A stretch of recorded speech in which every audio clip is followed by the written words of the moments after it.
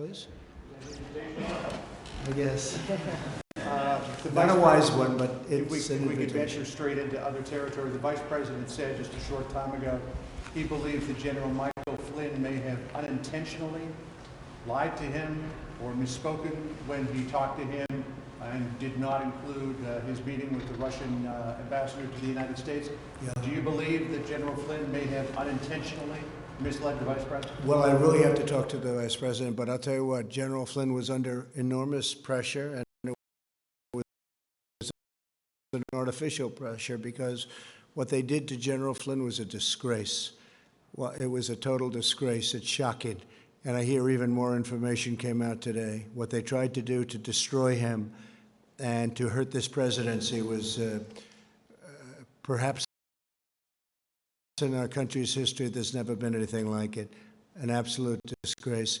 But I'll rely on what the Vice President said. I can say this, and I think you understand this, John, very well. What happened to General Flynn should never happen again to a citizen of this country. Yes, please. You said that Michael Flynn would come back even bigger and better. So are you going to pardon him? And if so, are you considering to bring him back into your administration? Well, it looks to me like Michael Flynn would be exonerated based on everything I see. Look, I'm not the judge, but I have a different type of power. But I don't know that anybody would have to use that power. I think he's exonerated everything. I've never seen anything like it.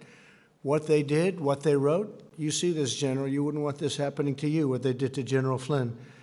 And it's just disgraceful. So, you know, I guess we'll get to that maybe someday or maybe not. Hopefully we won't have to get there. Well, would you consider bringing him back into your administration?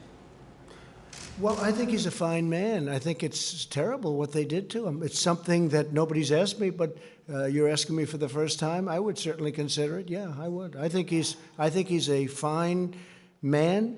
I think he's got a great family. He loves his son. I will tell you, his son was around a lot, and he loves his son, and as people generally do.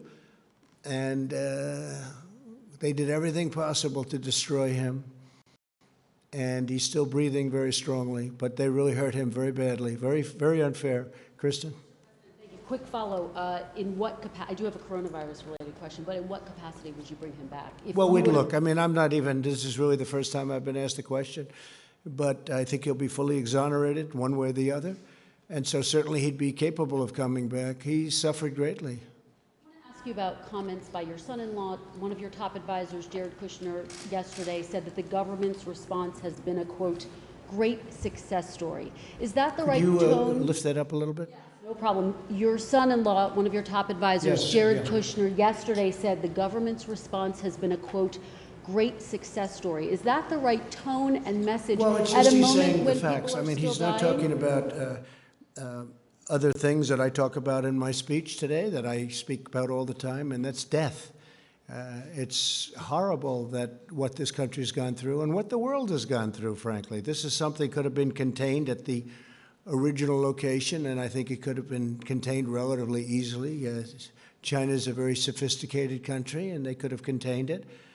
They were either unable to or they chose not to, and the world has suffered greatly. But what Jared was talking about, and what I talk about a lot, is no, I don't think anybody's done the job that we've done, other than at public relations, because the press just won't talk about the facts. We had a ventilator problem that was caused by the fact that we weren't left ventilators by a previous administration. The cupboards were bare, as I say often. And not only are the cupboards full now, we have ventilators. We're the king in the world of ventilators. We have thousands and thousands of them now being delivered. You were at the news conferences over the last few days. The governors they said we've never had a case where we couldn't get a ventilator. And a month and a half ago, you were screaming, ventilator, ventilator. I'm just looking at the test numbers. We have more tests. We have given more tests, and the high-quality tests, than every other country combined. And I say it, the friend of mine, South Korea President Moon, called me. You know, they talk about South Korea, and they've done a really good job. But he said, what a job you've done. This is a much bigger country, you understand. He said, what a job you've done on testing. So the testing and the masks and all of the things, we've solved every problem. We solved it quickly. But to think that now we're giving thousands of ventilators to other countries, allies and other than allies, to be honest, but we're helping other countries where people are dying because we have ventilators and nobody else does to this extent. And it's a great tribute. I mean, Deborah, we were talking about that before. Deborah Birx, Dr. Birx, has been fantastic. She's a fantastic person, a fantastic woman. And we talk about the things that we've done in a short period of time. I mean, all you heard about was ventilators. That's a hard thing. We energized factories that didn't build ventilators. They were building cars and other things, and now we're building thousands a week. And it's been very spectacular. It's been really spectacular. So, yeah, I think, I don't think anybody's done a better job with testing, with ventilators, with all of the things that we've done. And our death totals, our numbers per million people are really very, very strong. We're very proud of the job we've done. We had very little to work with because the previous administration left us very little. Quick Please follow-up, go Mr. ahead. President. Mr. President. Go ahead. Why don't you go and then you go. Thank you. Thank you, Mr. President. You signed that executive order this morning dealing with the counter-narcotics operations that you have going on in the Western Hemisphere right now. Why the need for more manpower? And do you think your government is any closer to the goal of having Nicolas Maduro leave office? Well, I need it, and I sign it, and we do have executive orders, and they help us a lot, and they've helped us a very lot here. We also sign things having to do with production, as you know. I've used that very, very powerfully, the act. And oftentimes I didn't have to use it. I just had to talk about it. No, I'm only signing when we want something, when we need additional manpower or brain power or whatever it is we're looking for at the time. But we've done things that I don't think anybody else has been able to do what we've done. And this is a big country, too. This is a very big country, as you know. And I'm very proud of the country. I'm very proud of the way they've stepped up. Now, things are opening. As an example, Governor Lee is doing a great job in opening up Tennessee, and he's opening it up rapidly and safely. I think he said to me 2 words I think about: safe and rapid. And I think safe was the first one you mentioned, in all fairness, but it was safe and rapid. He's doing it quickly and safely, and Tennessee's a great story. But we have other governors, friends of both of ours, that are doing really a good job. I will say this: Governor Murphy and Governor Cuomo have a tougher situation because that's really a hotbed. It's a very, very dense area. People don't realize. I think New Jersey, believe it or not, is the single most dense area in the country. Who would think that? But the governor's done a terrific job, and Governor Cuomo, likewise, is working very, very hard and speaking to me all the time. And whenever we can help him, we do. And we're helping him, and he's helping his state. That's what he has to do. Thank you. How is the operation going, though? And do you feel, my second question was, do you feel you're any closer to having Nicolas Maduro in Venezuela? I think the operation is doing really well. I think that things are being discovered that you wouldn't have thought possible.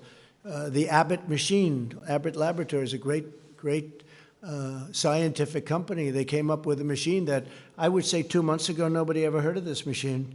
And all of a sudden, boom, the people come into my office, they get tested. It takes them 5 minutes, and they feel very good. Some of them have never been tested. But these are, equipment and tests that nobody ever thought even possible 3 or 4 months ago are being used commonly now. I looked at the numbers, and we're over 6 million tests.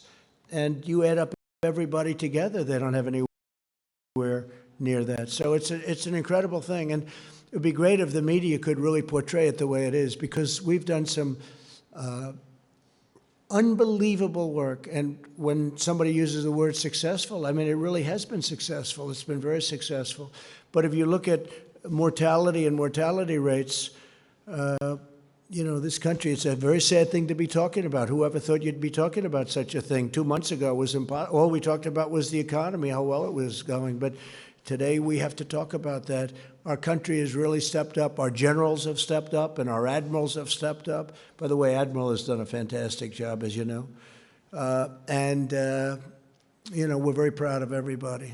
This whole room has been very amazing. Okay, who's next? Mr. President, you have said that China is doing everything it can to make sure you don't get reelected. What specifically are they doing? Well, China doesn't want to see me elected, and the reason is that we're getting billions and billions of dollars, many billions of dollars a month from China. China never gave our country anything. China gave us nothing, not 10 cents. And whether it was Biden in charge of China, which was a joke because they ripped off our country for 8 years. And in all fairness to Biden and Obama, this went on long before they got into office. I mean, you can go through many administrations until I came along. And then we signed a trade deal where they're supposed to buy, and they've been buying a lot, actually, but that now becomes secondary to what took place with the virus. The virus situation is just not acceptable. Do you think that withholding information about the virus is related to them trying to undermine your reelection? No, I don't want to put any cast any dispersions. I just will tell you that China would like to see sleepy Joe Biden. They would take this country for a ride like you've never seen before. Mr. On President. Biden. Mr. President. Mr. President. Mr. President. On Biden. Mr. President, yes. Yeah, please. Right, with the unemployment numbers coming out today, 30 million now unemployed, have you given any thought to possibly extending the $600 extra in unemployment benefits that are given out now? They will run out, and that will run out in July. Have you They are looking at it, and they're taking a very strong look, and we'll be reporting to you very shortly. I will say this, obviously, this is what it is. It's this period of time.